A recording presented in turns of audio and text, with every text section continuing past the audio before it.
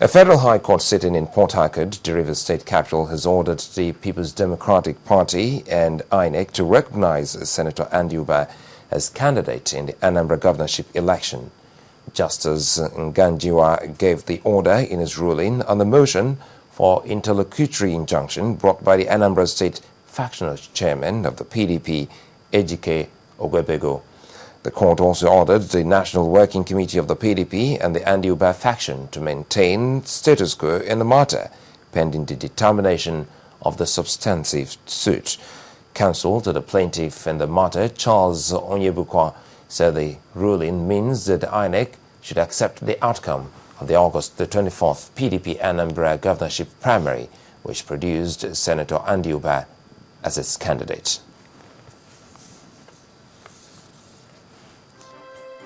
Human rights lawyer Mike Ozekome is back in his Igondo residence in Lagos after being freed by his abductors. Jubilation and chanting rented the air as family members and well-wishers could not hold their joy over his release. At a press conference, Mr. Ozekome thanked God for his release, saying he is happy to be reunited with his family. Mr. Ozekome was kidnapped on the Auchi-Benin Road on the 23rd of August and had been in the custody of his abductors for more than 2 weeks. 4 policemen lost their lives in trying to prevent his abduction. Please don't interview here. I therefore call upon the federal government of Nigeria to institute an amnesty program for this very volatile, very angry, very desperate youth of Nigeria who believe, rightly or wrongly, that they have been shortchanged by the nation, which is why they said they have taken up arms. I want to suggest that the federal government should immediately declare a state of emergency on youth unemployment, lack of capacity building, on educational decay, on infrastructural decay that give birth to crime. The federal government should immediately declare a state of emergency on insecurity in Nigeria that makes the Nigerian security situation so perilous. Haven't declared the state of emergency.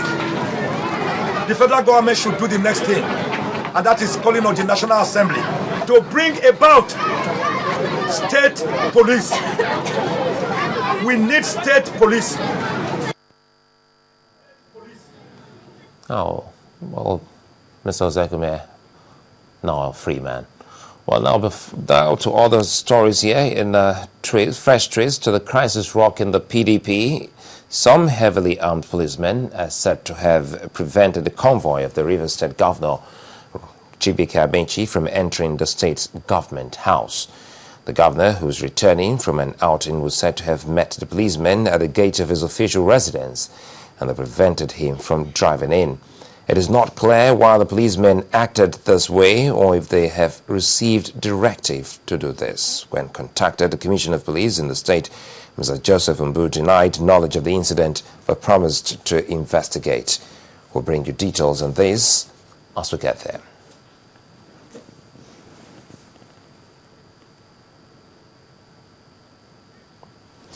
Now, before the encounter between Governor Amechi and the police, another political drama unfolded as an attempt by the new PDP to open an office in the Rivers State capital was interrupted also by the police.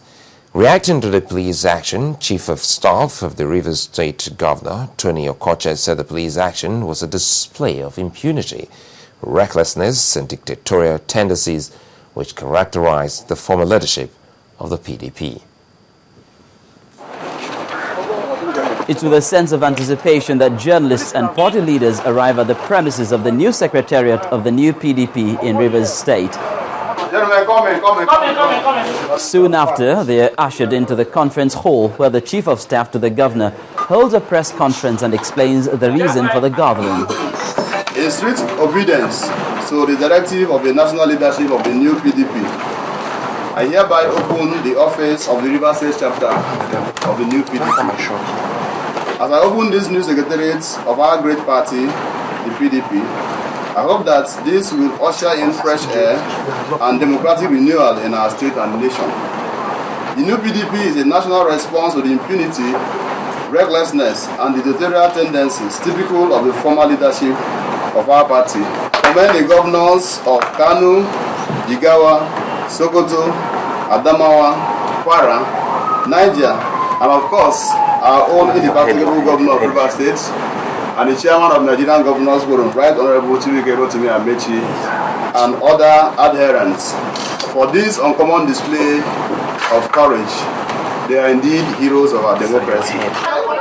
That done, everyone files out for the formal inauguration of the new PDP's headquarters. The flags of the party and the nation are hoisted side by side. No. You have to. You don't have to. You have to know. Then all hell begins to break loose.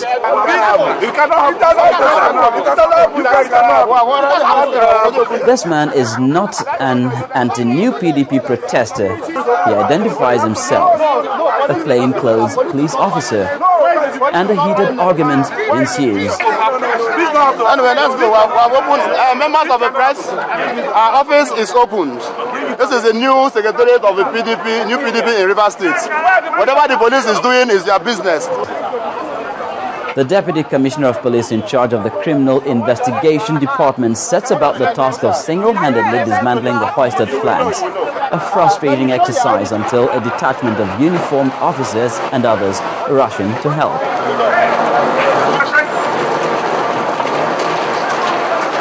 They have come here to disorganize what is not supposed to be their function. What we have done here is to stop any illegality. And we will not allow anybody to take laws into his hands. We will go all out to ensure that we maintain law and order in this state. Anybody that takes law into his hand will be dealt with accordingly. The task of desecrating the new PDP's flags complete, the flagpoles uprooted. And so, can there be any more doubts that indeed the conflict between the police and Governor Amechi's administration has spiraled out of control? Charles Aruka, Channels Television News.